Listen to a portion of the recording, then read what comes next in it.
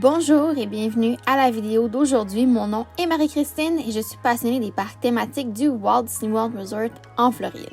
Dans cette vidéo, je présente un recap de tous les items que j'ai mangés lors de mon voyage en août dernier. Et là, j'ai dit tous les items, mais il y a des items que je n'ai pas filmés, donc ce sera seulement une description et il faudra utiliser votre imagination pour combler les plats qui ne seront pas dans la vidéo.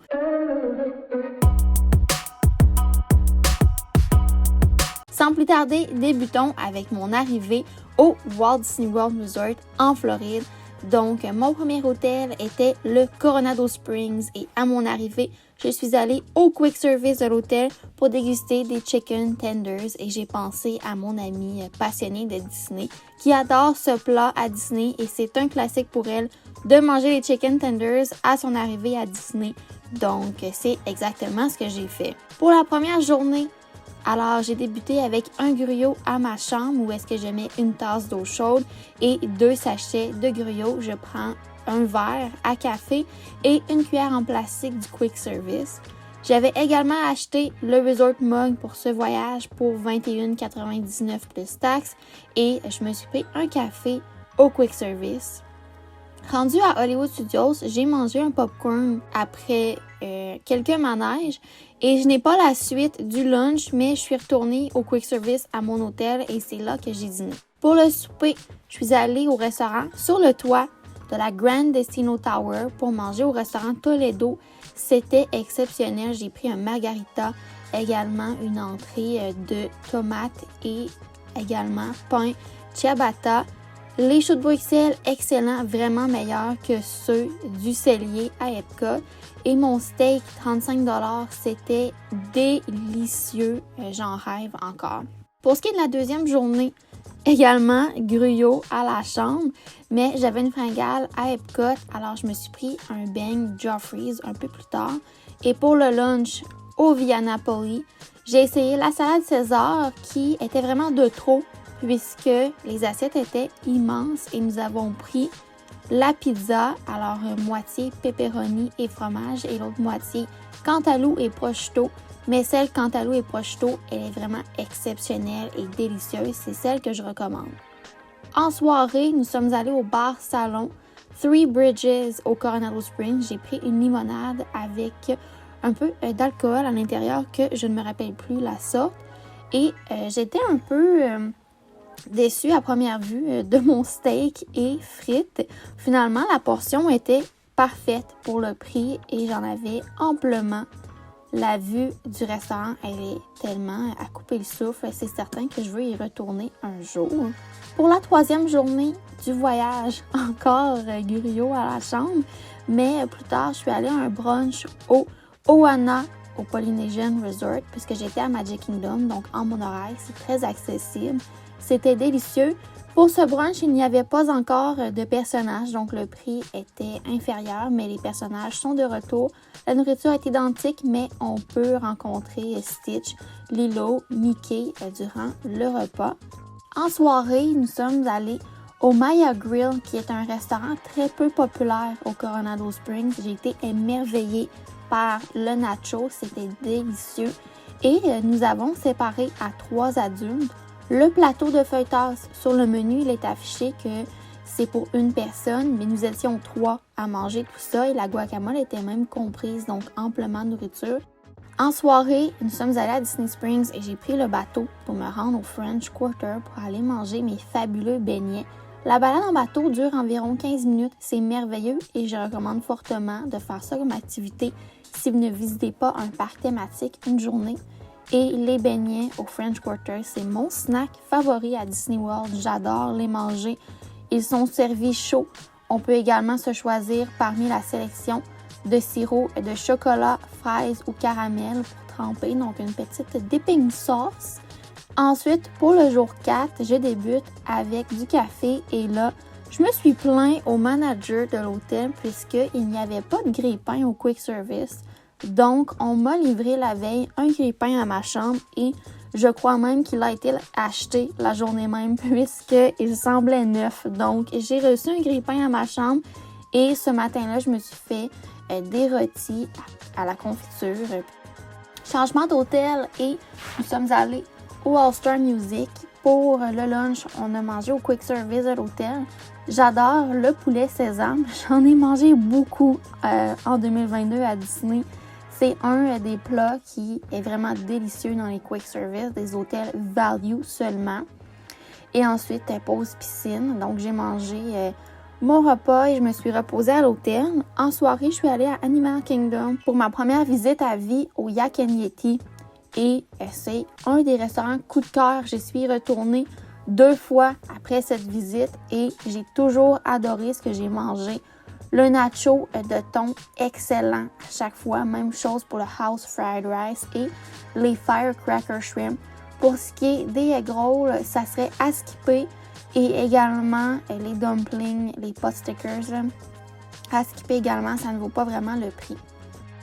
Pour la 5e journée du voyage, également, on ne voit pas mon petit déjeuner, mais j'ai mangé des céréales à ma chambre. J'avais acheté des Frosted Flakes à l'hôtel et du lait pour environ une dizaine de dollars. Et sur l'heure du lunch, première tournée du Food and Wine à vie, j'ai démarré avec une poutine au kiosque près du Canada. Et ensuite, j'avais également une soupe cheddar et le filet mignon au Canada, c'était excellent.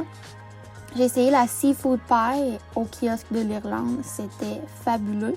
Pour ce qui est du kiosque de la France, j'ai été vraiment déçue de la sélection. Ça goûtait très riche et avec la chaleur, ce n'était vraiment pas idéal. J'avais un petit peu mal au cœur.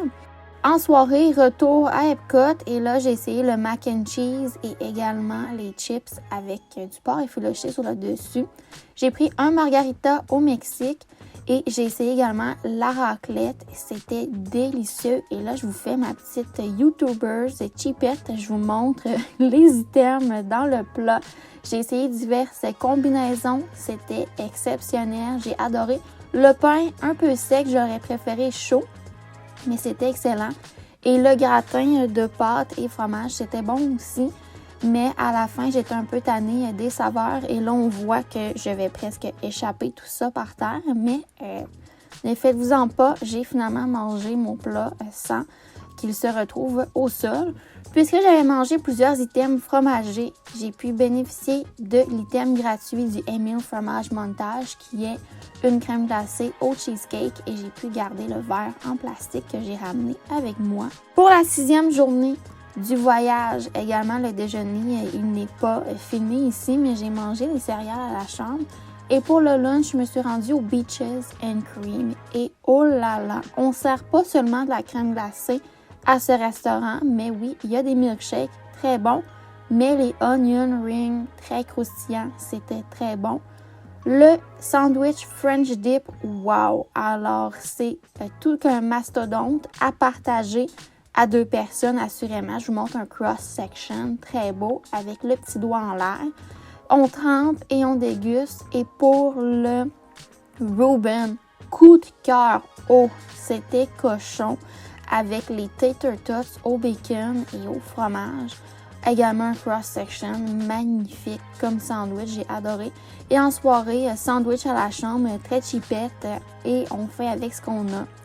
Pour le jour 7, petit déjeuner, je n'ai aucune idée de ce que j'ai mangé, mais pour le lunch, je me suis rendue au Skipper Canteen. Première visite pour moi et ce sera également la dernière visite, je pense.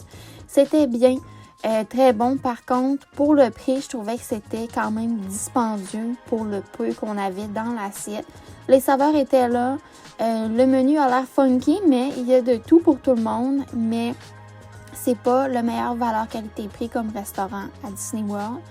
Petite pause collation, Mickey Premium Bar à l'hôtel sur mon balcon. En soirée, réservation dernière minute pour le Storybook Dining. C'était bien, par contre, ce n'est pas dans ma palette de goût ce qui est servi à ce restaurant. Et c'était ma 2e visite et la première visite, je n'avais pas aimé également.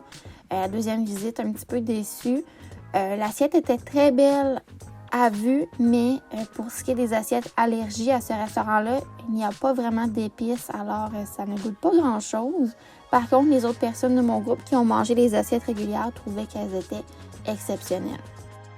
Ensuite, 8e journée du voyage, on débute avec un petit déjeuner à mon restaurant favori à Disney World, qui est le Steakhouse 71. J'ai pris les œufs bénédictines, c'était délicieux. Et le lunch, retour au Food and Wine. Pour une tournée, on commence avec le kiosque de la Belgique. Ensuite, le Japon, c'était exceptionnel, le donburi et également le steam pod. C'était wow. Pour les gnocchis en Italie, un skip pour moi. En soirée, je me suis rendue au bar qui est au Wilderness Lodge. J'ai pris un petit drink et nous avons partagé le plateau de charcuterie et également une personne a pris la soupe aux champignons. J'ai terminé la soirée avec un cupcake dans mon lit et oui, ça fait un petit peu de dégâts. Alors, je m'excuse au housekeeping du Wilderness Lodge pour les petites miettes dans mes draps. Jour 9, dernière journée de voyage. Encore pas de déjeuner, mais j'ai mangé un gruyot à ma chambre. Ensuite, oh non, pas un gruyot, un bagel. Je me suis fait un bagel au quick service, mais j'avais acheté le bagel au magasin. Bon, pour le lunch. Ça, c'est le Friar's Nook. J'ai essayé le fameux mac and cheese avec des tater tots de Cass, mais ce n'est pas mon item favori. Peut-être que je suis influencée puisque je n'aime pas le mac and cheese en général, mais ça commence à devenir un item que j'apprécie beaucoup. Par contre, je recommande plus ou moins ce restaurant. Il y a peu de tables, il fait quand même chaud et il y a des meilleures options à Magic Kingdom. En soirée, j'ai terminé tout ça avec un pina colada au Geyser Point avec un burger de bison qui est mon burger favori à Disney World. C'est excellent, beaucoup de saveurs. Et ensuite, popcorn avec film sous les étoiles. J'ai dû débourser 5$ pour le popcorn, mais c'était à volonté. Alors, c'est tout pour cette vidéo de la compilation de ce que j'ai mangé à Disney World lors de mon voyage d'août 2022. Ce fut un plaisir pour moi et si vous avez apprécié cette vidéo, laissez une mention j'aime et laissez également un item que vous aimez manger à Disney World en commentaire. Pensez aussi à vous abonner puisque cela m'aide grandement. Ce fut un plaisir pour moi et on se dit pour une prochaine fois. Bye!